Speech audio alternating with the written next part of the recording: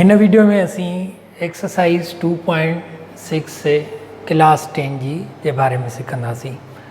2.6 सीखण खां अॻु में कुछ इन एक्सरसाइज के बारे में बेसिक नॉलेज सीखूं। नंबर को भी नंबर उन जो स्क्वायर क्यूब ऐं फोर्थ छा थींदो।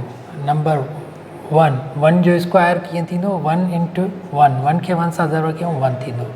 2 जो स्क्वायर 2 इंटू 2 थींदो 4। 3 जो स्क्वायर 3 इंटू 3 6 जे बराबरि 9 थी वेंदो। 4 जो स्क्वायर 4 इंटू 4 16। 5 जो स्क्वायर 5 इंटू 5 25। 6 जो स्क्वायर 6 इंटू 6 36। 7 जो स्क्वायर 7 इंटू 7 49। 8 जो स्क्वायर 8 इंटू 8 दैट्स 64। क्यूब 1 जो क्यूब ही स्क्वायर्स तव्हांखे 20 ताईं अचणु खपनि घटि में घटि।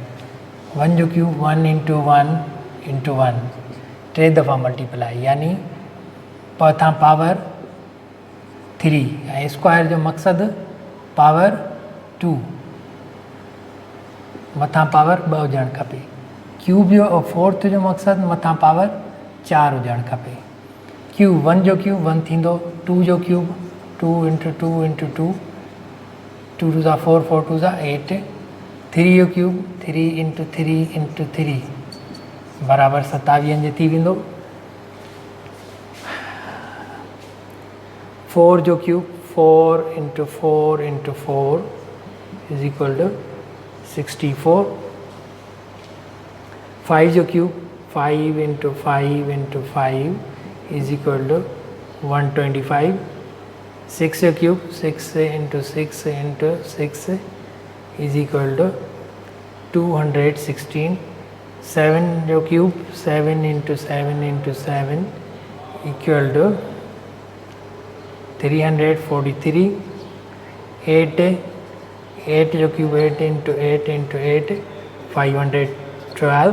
9 जो cube 9 into 9 into 9 is equal to 729। Fourth 1 जो fourth 1 into 1 into 1 is equal to 1। 2 जो fourth 2 into 2 into 2 is equal to 16। 3 जो fourth 3 into 3 into 3 into 3 4 power 81। चैन जो 4 पावर 4 इंटू 4 इंटू 4 इंटू 4 256। 5 जो fourth 5 power 4 is equal to 625। Okay अहिड़े तरीक़े सां तव्हांखे फोर्थ ऐं क्यूब कुझु हुजणु खपनि ज़हन में यादि हुजणु खपनि त जीअं हिन एक्सरसाइज़ खे सम्झण में तव्हांखे वधि खां वधि हेल्प मिली सघे।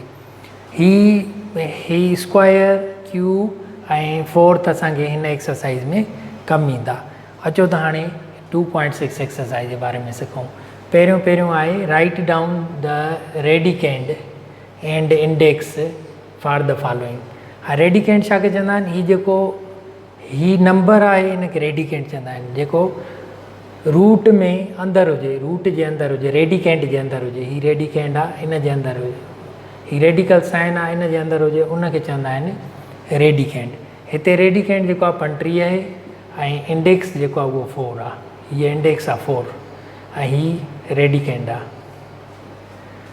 हिन में सम में x y z upon t radicand आहे रेडिकेंड ऐं 5 जेको आहे उहो इंडेक्स आहे। हिन सम में पी अपॉन क्यू रेडिकेंड आहे ऐं जेका एन आहे उहा इंडेक्स आहे। ऐं हिन फिफ्थ सम में 3x y z upon U T radicand आहे ऐं ही 5 जेको आहे इहा इंडेक्स आहे। ठीकु आहे त ही 5 ई सम्स रेडिकेंड इंडेक्स सम्झी वियो। हाणे क्वेश्चन नंबर 6 में हिन सम खे असांखे सिंप्लीफाई करिणो आहे 27 ऐं क्यूब रूट 27 जो क्यूब रूट फाइंड करिणो आहे हिन खे असीं ॿिनि तरीक़नि सां सॉल्व करे सघूं था हिकु त हिन असीं फैक्टराइज़ टिनि जो पेयर ठाहियूं टिनि जो ठाहे छॾियूं 3 सिलेक्ट करे छॾियूं त हीउ ॿाहिरि निकिरी ईंदो हिन खां हिन साइन खां रेडिकल साइन खां हिकु मेथड 1 त असीं 27 खे सॉल्व ईअं कयूं 3 × 3 × 3 त 27 थींदा हाणे हीअ 3 आहे हिते क्यूब रूट आहे तंहिंजे करे टिनि जो पेयर ठाहियूं तॾहिं बि आंसर 3 ईंदो मेथड 2 में हिन खे हीअं सॉल्व बि करे सघूं था 27 हीअ जेको पावर आहे 3 जॾहिं इहो हीअं थी 1/3 थी वेंदो आहे अगरि असां होल पावर रखूं त छो त क्यूब रूट आहे क्यूब रूट माना 1/3 पावर थी वेंदो आहे ऐं स्क्वायर रूट हुजे हा त 1/2 थी वञे हा पावर 27 माना 3 × 3 × 3 पावर 1/3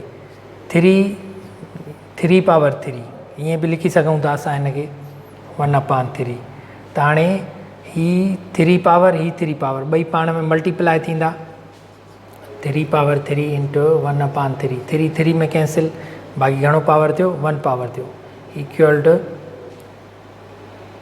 टू 3 हीअ थी वियो आंसर ही मेथड ऐं ही मेथड तव्हांखे हींअर ईज़ी थो लॻे पर अॻिते हली तव्हांखे ही ॾुखियो लॻंदो मेथड ही अॻिते यूज़फुल आहे तंहिंजे करे हिन मेथड खे फॉलो करण में तव्हां लाइ बहितरी आहे question number 7 solution question number 7 में ही 2 मेथड सां कयूं था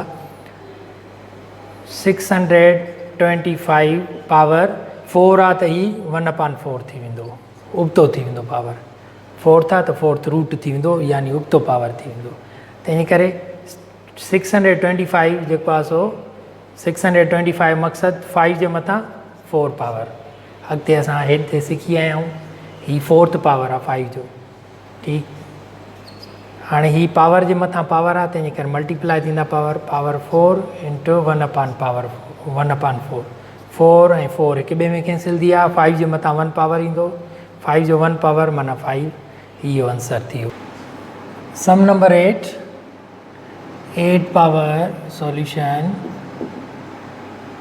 a power 8 b power 8 whole power 8 आहे इंडेक्स 8 आहे तंहिंजे करे इंडेक्स 1/8 थींदी अगरि होल पावर ॾींदा त मल्टीप्लाई कयूं a पावर 8 × 1/8 b पावर 8 × 1/8 8 8 में वियो हेॾां बि 8 8 में कैंसिल थी वियो त हिते छा बचियो a पावर 1 ऐं b पावर 1 तंहिंजे करे आंसर थी वियो a b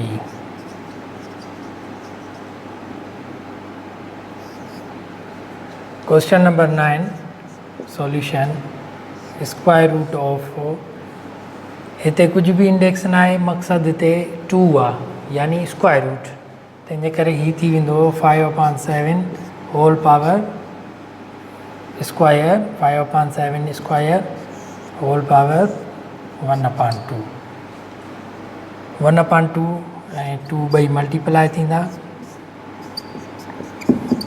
2 में कैंसिल 5/7 जे मथां 1 पावर 5/7 आंसर थी वियो क्वेश्चन नंबर 10 में इंडेक्स p आहे त होल पावर बे p आहे इंडेक्स 1/p थी वेंदी आहे mn index 1/p index 1/p ऐं ही पावर होल पावर ॿई मल्टीप्लाई थींदा mn 1/p × p में कैंसिल आंसर थींदो mn power 1 question number 11 solution 81 whole cube index cube आहे ऐं ही दर्जो मिलियल आहे 81 जा फैक्टर्स कहिड़ा थींदा 3 × 3 × 3 × 3 4 times 3 upon 1 to 5 जा फैक्टर्स थींदा 5 × 5 × 5 होल क्यूब रूट, हिन जो क्यूब रूट फाइंड करणो आहे। हिन खे असीं हिन फॉर्म में छो न लिखियोसीं, छो त ही हिन फॉर्म में हल करणु वधीक ईज़ी आहे। ही सम ही क्यूब रूट आहे, तंहिंजे करे टिनि जो असीं हिन ते सॼो ठाहींदासीं सेट। ही बि टिनि जो सेट ठाहियोसीं। इहे ॿाहिरि निकिरंदा, जेको जिन जो सेट न ठहियो या जेके पेयर में न अची विया त उहो जिन जी पेयरिंग न थी उहो ई स्क्वायर रूट में हूंदो। हाणे ही थी वियो 3/5, 3/5 ही ॿई निकिरी विया, ही 3 बि निकिरी आयो, 5 बि निकिरी आयो, बाक़ी 3 जेको आहे सो क्यूब रूट में अंदरि हूंदो। ही थी वियो answer. Question number 12, q power 1/n, हिन खे ही इंडेक्स आहे, तंहिंजे करे असीं पावर फॉर्म में लिखंदासीं त 1/n। q पावर ही बि इंडेक्स m आहे हिते, त हिते पावर फॉर्म में थींदी 1/n 1/m। ॿई बेस सेम आहिनि पावरनि जी पाण में, ही डिवाइड में आहे तंहिंजे करे पावर सबट्रैक्ट थींदो। q पावर 1/n, ही मथे ईंदो माइनस थींदो 1/m। ॿिन्ही जी LCM फाइंड कंदासीं, थी वेंदी LCM m n। m हेॾे मल्टीप्लाए थींदो ऐं n हेॾे मल्टीप्लाए थींदो। ठीकु, हाणे हिन खे असीं हीअं बि लिखी सघूं था, q power m minus n, ऐं ही अपान में आहे तंहिंजे करे 1/m ऐं n, हीअं बि लिखी सघूं था। तव्हांखे ख़बर आहे त हिन खे 1/mn खे असीं इंडेक्स में लिखी सघूं था, m n, छाकाणि त हिन खे असीं 1/, फॉर्म में लिखंदा आहियूं इंडेक्स खे, तंहिंजे करे ही 1/, फॉर्म में आहे त इहो इंडेक्स में अची वेंदो। हिकु ॿियो रिवर्स आहिनि, q m माइनस n, ही थी वियो answer. Question number 13, solution. 256 a power 4 b power 4, index आहे 1/4, त ही असीं हिन फॉर्म में लिखी सघूं था। 256 यानी 4 power 4,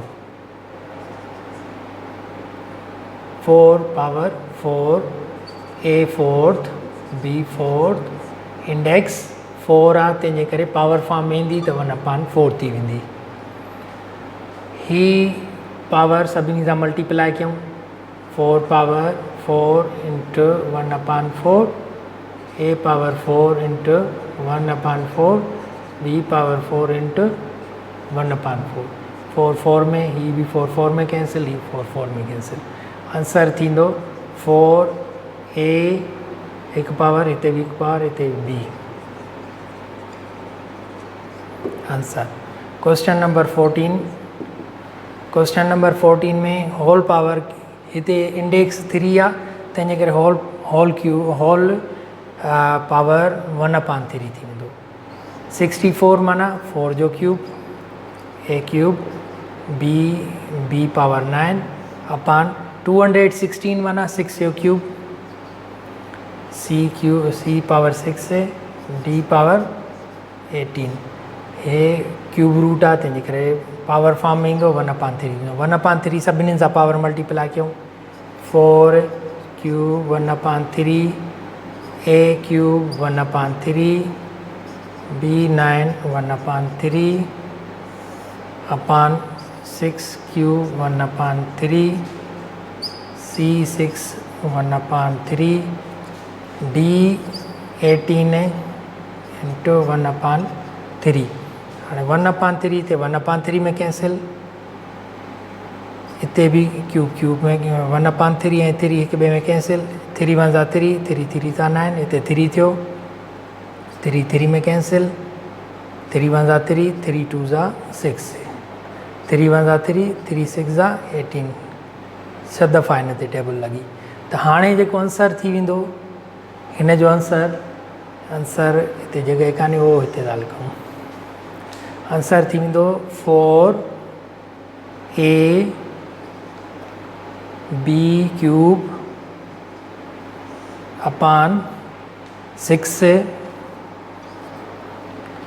c square d power 6।